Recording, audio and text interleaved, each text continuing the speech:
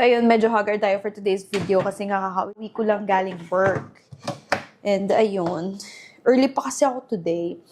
So yes, dinner natin is fish and chips. Meron din kaming rice, pero ayoko muna mag-rice kasi feeling ko busog ako.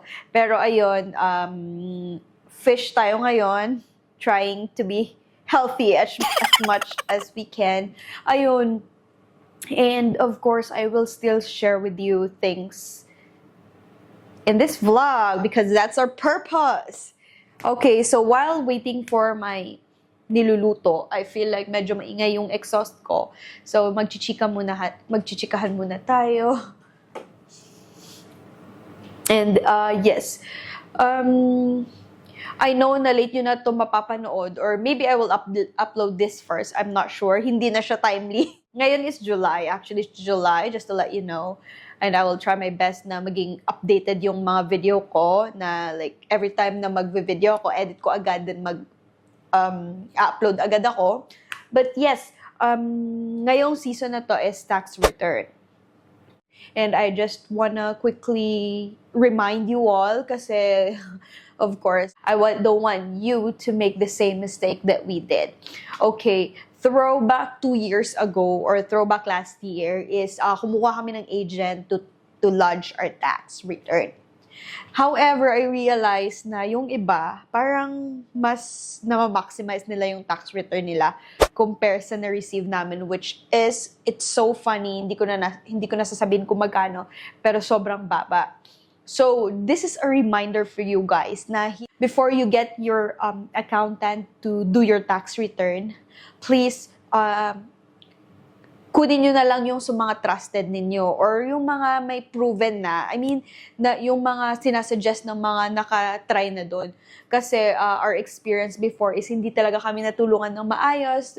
There are some fields in the tax return that wasn't even explained to us. That was really unfair in our part kasi there are things na dapat pala hindi kami nagbayad or things like that.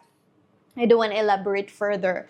Pero ayun, just be careful kung sino ang hinahire nyo. Kasi yun nga, hindi lahat is after to help you. Yung iba, gusto lang nila makuha yung agent fee kasi may bayad yun.